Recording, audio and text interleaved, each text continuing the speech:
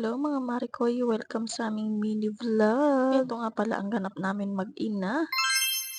Ngayong araw nga, meron ngang ganap dito sa lugar namin. Pero bago nga ang lahat, ito nga at magsisimba nga muna tayo para naman kahit papaano mabawas-bawasan nga ang mga kasalanan. Hoy! At eto, andito na nga kami sa loob ng chapel, mga Marikoy. Nakapag-video ako dyan dahil hindi pa nga nagsisimula yung misa. Fast forward, tapos na nga yung misa ng mga oras na to, mga Marikoy. At etong batang makulit nga, mga Marikoy, gusto nga mag-bless kay Father. At dahil busy pa nga si Father, ayan, naghintay nga siya hanggang sa matapos. O diba, handa siyang maghintay kay Father hanggang sa matapos makapag-bless lang. At sa wakas, napansin nga siya ni Father, kaya ayan, tuwang-tuwa. Ito na nga yung sinasabi kong ganap, mga Marikoy. Fiesta kasi dito sa Marine Road, kaya eto, meron nga mga palaro. Syempre, hindi tayo magpapahuli, manonood tayo. Huy! Pero alam niyo ba, mga Marikoy, habang nanonood nga ako ng mga naglalaro dito, naalala ko lang yung dating fiesta na napakasaya, napakagulo, basta sobrang saya lang dati. Masaya rin naman yung fiesta, pero mas masaya yung dati. At eto na nga, mga Marikoy, malapit nang mabasag tong palayok. Si Alfred nga pala yung sumunod na naglaro, mga Marikoy. At eto, dahan-dahan nga siyang naglalakad hanggang sa makapa-kapa niya na nga yung palayok. Grabe, napakagaling dahil nabasag niya yung palayok ng gano'n-gano'n lang. At eto, the moment of truth. O diba, ang lakas ng puwersa, ayan, nabasag ang palayok. At nung nabasag nga yung palayok, ayan, na para bang zombie silang lahat na nagsuguran. Diyos ko po. Ako na nga lang ang natatakot sa mga batang to kapag ganyang nag-aagawan. Hindi ka ako nagkamali, mga Marikoy, dahil itong si Ate Chichi ay nasubsob na nga. O diba, nakakatakot. Pero kahit ganun pa man, ay grabe, napakasaya nga ng mga bata na to. Taga dito o dayo ka man, pwedeng-pwede ka nga sumali sa mga palaro. Hindi naman yan tatanungin kung taga saan ka. Basta kung gusto mong sumali, sumali ka, go-go mo na yan. O diba, napakadaming bata, napakasaya.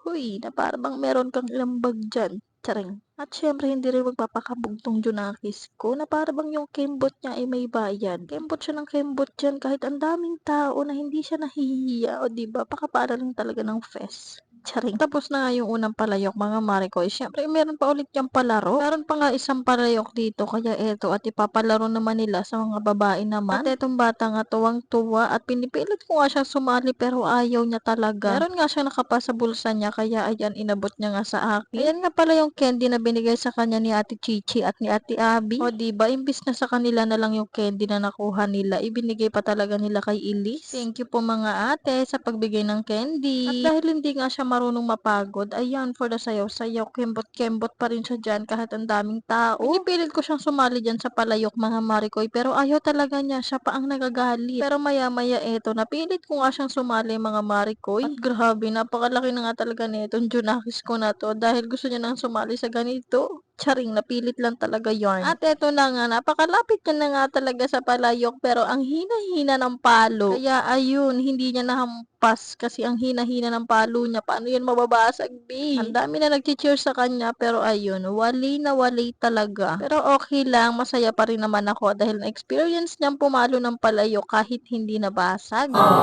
O diba, sabi ko naman sa inyo, hindi napapagod tong batang ito. Basta't may marinig lang yan na tugtog at alam niya yung tugtog, ayan, sasabayan niya rin. O diba, di mo kinaya, may dancer na, may singer pa. Saan ka pa? Dito ka na sa Junakis kung napakakulit at talented.